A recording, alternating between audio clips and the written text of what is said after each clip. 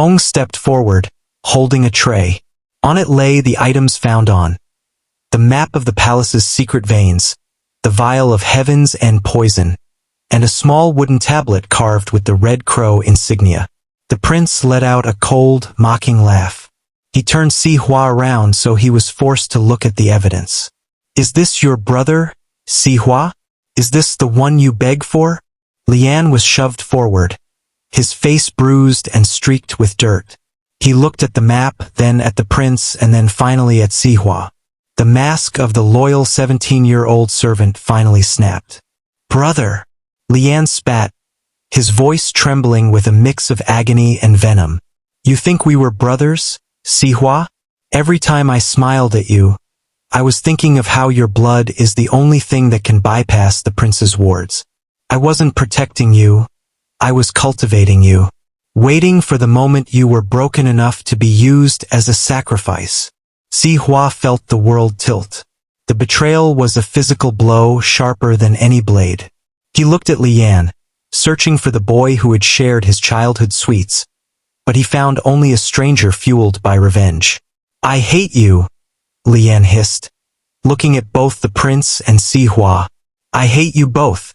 One is a tyrant, and the other is a coward who drinks his poison and smiles." The prince watched Si Hua's face crumble with a dark, satisfied obsession. Now Si Hua had no one, no family he could tell the truth to, and no friend to lean on. The blood on the white stone. The moonlight felt cold, like ice against the skin, as the truth was dragged into the light. Lian stood in the center of the courtyard, his robes torn, his face a mask of jagged, ancient fury.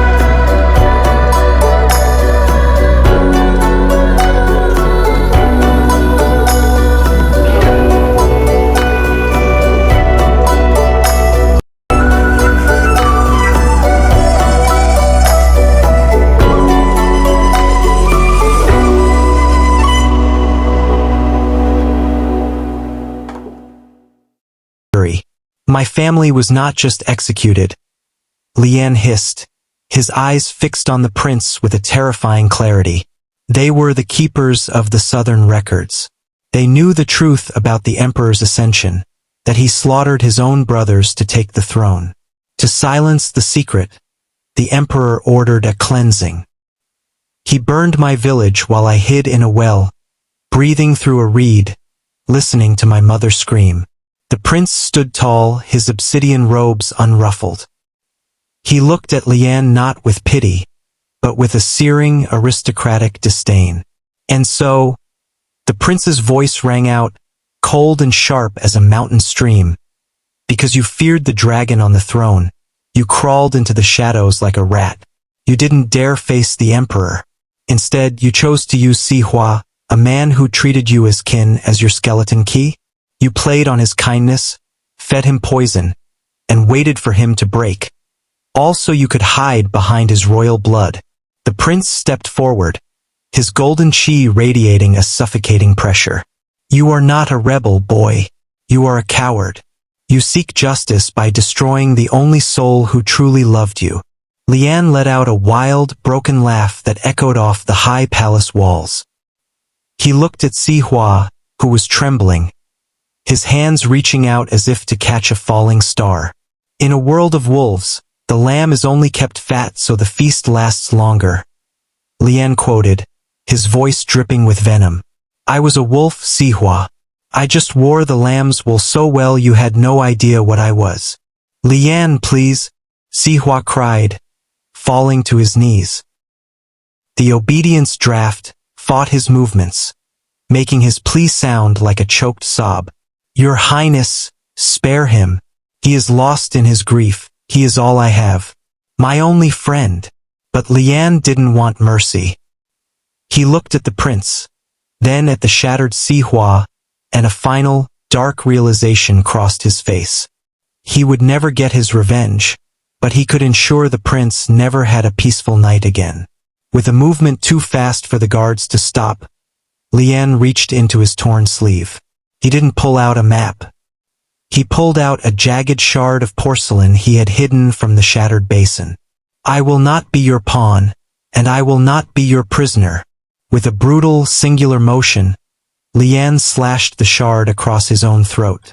Blood, dark and hot, sprayed across the white marble floor, splashing onto the hem of Si Hua's pale blue robes.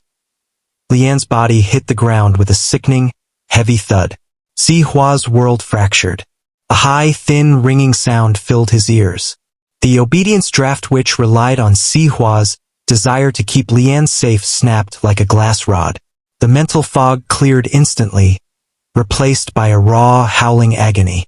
Si Hua doubled over, retching, the bitter taste of the medicine and the iron tang of blood making him heave. He tried to crawl toward the body, his fingers scratching at the stone. No, no, Lian.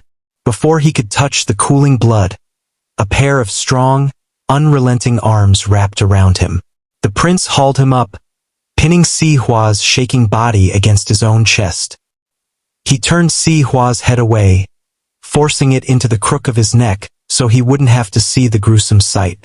Do not look, the prince commanded, his voice surprisingly thick with an emotion he couldn't name. He held Si Hua with a terrifying, protective ferocity, his hands staining red from Si Hua's robes. The boy was clever. Head caught him off guard. He only wanted to open the naive Si Hua's eyes. Si Hua didn't struggle. He didn't speak.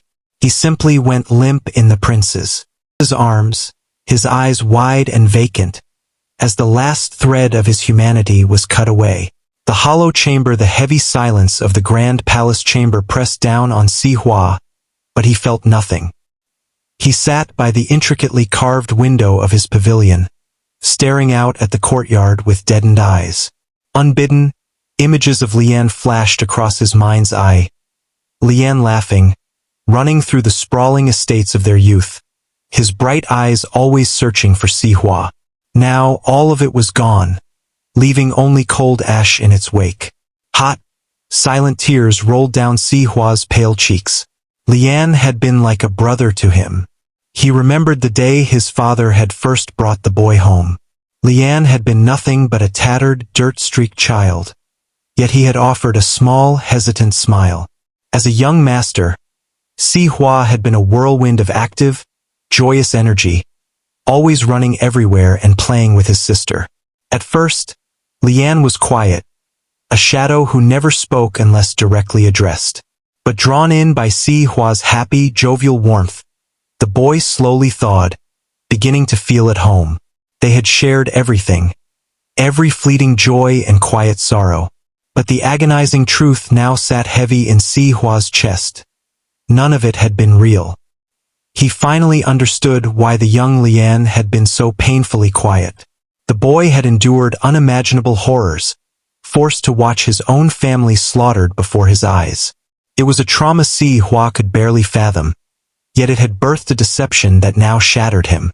The loneliness was profound and absolute.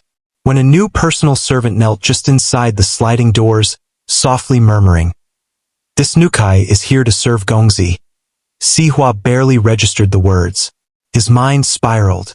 What would his parents think? They had loved and trusted Lian implicitly. And the guilt, if only he hadn't allowed his sister to go to the market that day, would any of this have happened? The hollowness and pain carved so deep into his soul that drawing breath felt like suffocating. Later, when a lavish meal was laid out on the low jade table before him, the dishes sat untouched. It wasn't an act of defiance. His appetite had simply vanished into his grief. The viper's bite. The stifling silence was abruptly shattered by a sharp, high-pitched announcement from the courtyard outside. Lady Meiling, the future Tai Zifei, arrives. The heavy silk screens were violently swept aside, and she stepped into the room, flanked by two meticulously dressed Yuan maidservants. Lady Meiling's beautiful face was twisted into a sneer of pure, undisguised disgust. In the strict hierarchy of the inner court, a future crown princess would view him as an unnatural blemish on her reign, a mere favorite overstepping his bounds. Before Si Hua could even rise to bow, Meiling closed the distance and delivered a resounding slap across his face. The sharp crack echoed loudly in the quiet chamber. "Shameless," she hissed, leaning in close. "You lack the dignity of a man. You use this fox spirit face to bewitch Jianxia, seducing him with your cheap beauty. It would be less humiliating if His Highness had found favor in a mere washmaid."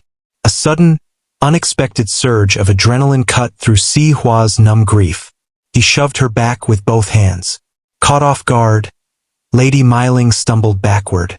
Her two Yuan hastily grabbed her arms, preventing her from tumbling backward onto the polished wooden floor.